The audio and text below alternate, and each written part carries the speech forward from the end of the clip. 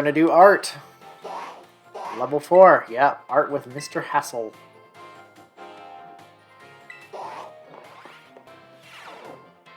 Hello, class. It is I, Hassel, yet again.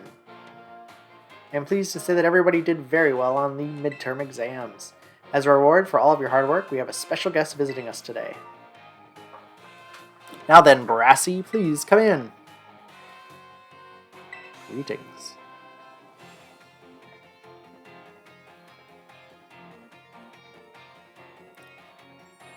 I am Brassius. I am an artist and I focus exclusively on grass-type Pokemon for my work. Brassius here mainly creates three-dimensional pieces such as statues and the like. One of his major works is the installation titled Surrendering Sunflora found in Artizone. Many of you who challenge the Artizone gym are no doubt familiar with these sculptures. Yes, I do recognize some faces among your students. I hope you all understand how fortunate you are to be able to attend Hass's classes. Old Hass is the man who saved me when I had lost all hope and given up on myself. But he never gave up on me. I do not exaggerate when I say that he is the mentor in my life. It is precisely thanks to Hass that I was able to establish my current art style. Ah, dear Brassy, I have nothing against reminiscing about old times, but today I hope you will guide this class in a way only you can. Of course. Let's see. Why don't we discuss what Hass mentioned during Surrendering Sunflora? Can anyone here tell me what my mood was when I crafted its detached expression? It wasn't sad. No, completely and utterly wrong. When I made that sculpture, I had surrendered all hope. I was prepared to give up everything. I resolved to give up my life as an artist if that piece did not receive proper recognition. Hence the name is Surrendering Sunflora. That's exactly it, Hass.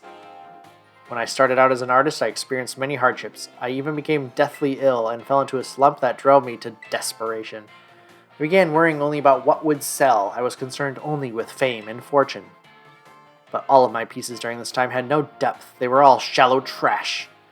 It was then that I met Hass. He helped me realize how petty I was being. I'll spare you the details, but in the end I was able to leave all that behind. And that is also when I crafted the Sunflora. Remarkable! I did not even know the whole story until now. That kind of thing is hard to tell someone, especially when they're so close to you. Now, I don't doubt that you adolescents will often find your heads crowded with worries. My advice to you is simple. Be honest with yourself and do whatever your heart desires. So as long as you don't cause trouble, that is. That is all from me. I must admit I am beginning to feel a bit embarrassed, so I bid you farewell, Hass. And I farewell to your pupils as well. Oh, Brassy, I can't believe it. Such a wonderful class. Thank you so much.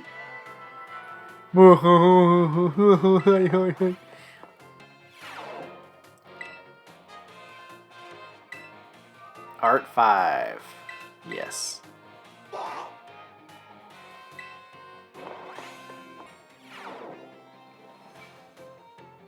Hello, class. It is I, Hassel, yet again. First, allow me to apologize for losing my composure during our last class. I was so touched by Brassius' story that I simply couldn't contain my emotions. I'm sorry for making such a scene.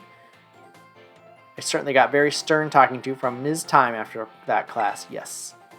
Anyway, let us shift gears and dive into the material for today's class. Now, have any of you heard of the 10 sites of Paldea? As the name would imply, they are 10 sites in Paldea that are considered particularly beautiful. Among them, I would say that the Grand Olive Orchard is likely the most accessible.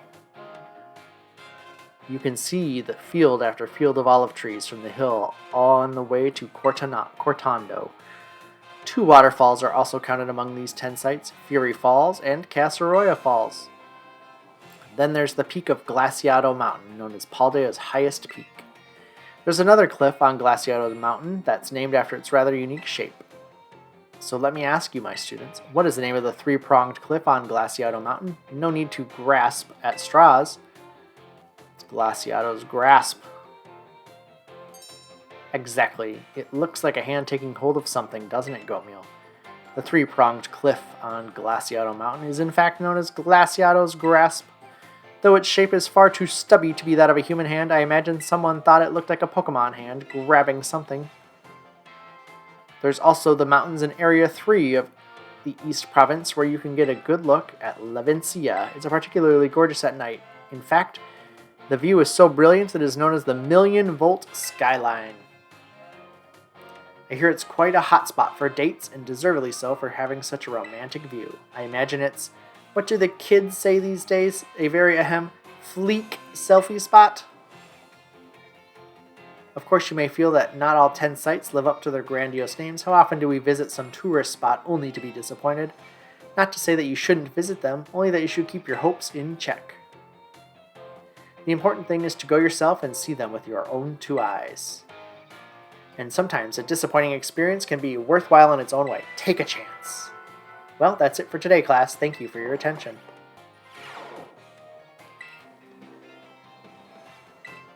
Art 6.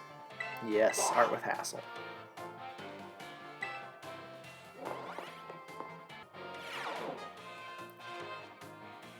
Hello, class. It is I, Hassel, yet again. My, how time flies, as they say. Indeed, our time together has certainly flown by. It's hard to believe that this is our last class. Now, our topics for today may feel somewhat unrelated to art. There is absolutely no set definition as to what art should be. Therefore, let us carry on with the discussion and see where it takes us. There are two things I wish to focus on today: ribbons and marks. Both ribbons and marks are special honors that capture a Pokemon's qualities. There will be times when your Pokemon gives maximum effort or has a noteworthy experience. In recognition of its feats and accomplishments, it can be given a ribbon. To give an example, if you manage to become incredibly close to a Pokemon, it may be granted the Best Friends ribbon.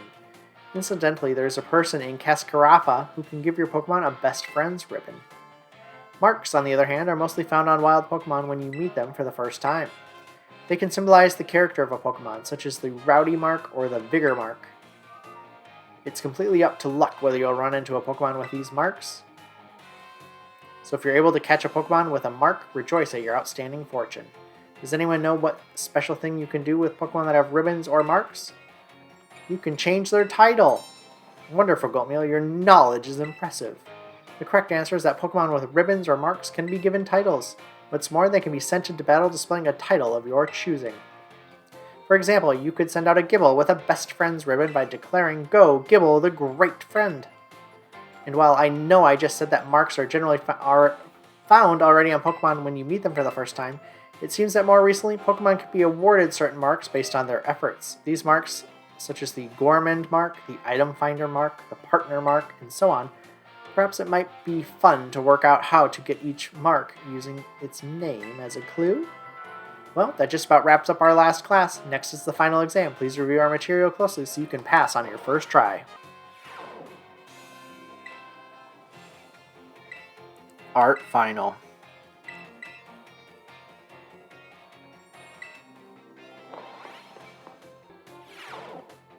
I do hope you're all ready because it is time for your final exam. Focus and do your best. And begin. What is the name of the restaurant where you can change a Pokemon's Terratype? The Treasure Eatery. What is the name of Brassius' signature art installation that we discussed in class? Surrendering Sunflora. How many waterfalls are counted among the 10 sites of Paldea? There are 2. Where can you find the Million-Volt Skyline? Levincia. The marks a Pokemon has are present when you first meet and none can be added later. False. Time's up. That's it for today's test. Pencils down, please. Thank you all so much for learning about art with me. The time we shared has left a mark that I will treasure, I promise you. And it is my sincere wish that all of you go on to even greater, more prosperous futures. And that's that. Good work, everyone. You can receive your results from the front desk. It feels great to get a test out of the way, doesn't it? Let's take a look at your results. You must get 3 questions correct to pass the midterm exams, and 4 questions correct to pass the final exams. Let's see how you did on your art test. We got 5 out of 5 correct. That's a passing score. Mr. Hassel awarded us with 5 medium experience candies.